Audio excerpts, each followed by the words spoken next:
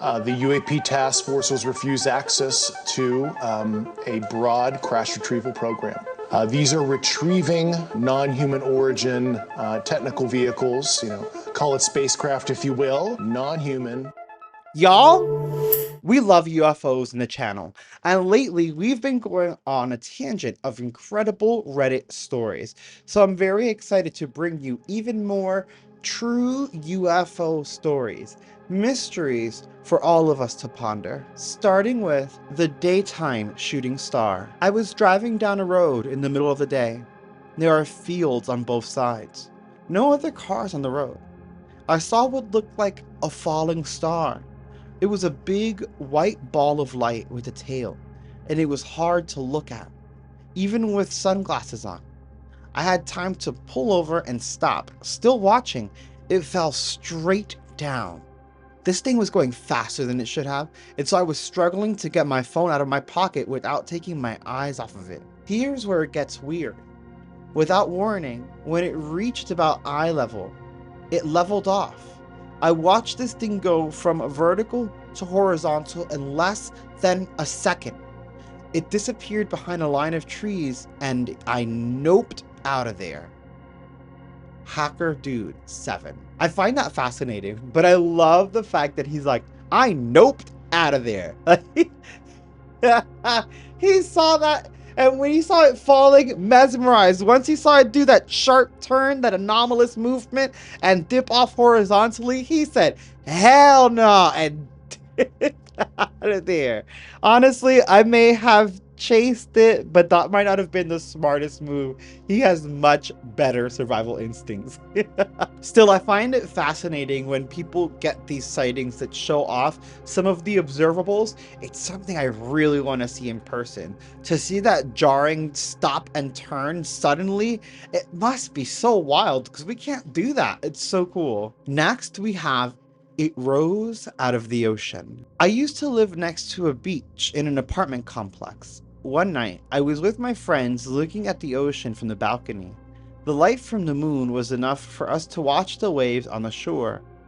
We saw a light on the ocean. It slowly came out of the water.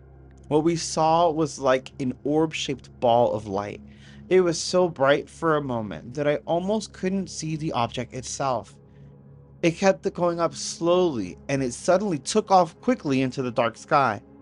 Everything happened in like 8 seconds. We both were freaked out and went inside the apartment. Years later, I saw a report on National Geographic about orb-shaped lights flying around forests in the USA. I knew it was the same thing I saw.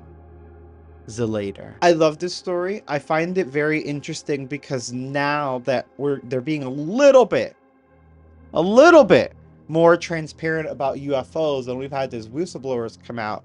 We have learned about USOs, which are unidentified submerged objects, and we've actually seen a few videos with a few cases of these things, like the case, I think it was in Puerto Rico, where it was like glowing under the water and moving, and it looked like it had a humanoid form, which is really, really strange.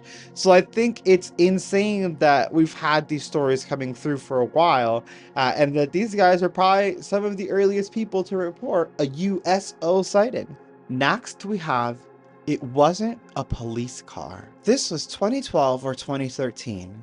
My ex and I were driving down a remote highway in rural West Tennessee late one night.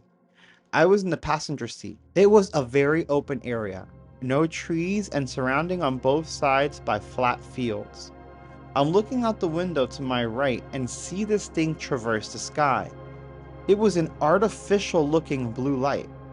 Think the color of the lights on a cop car, but a little darker.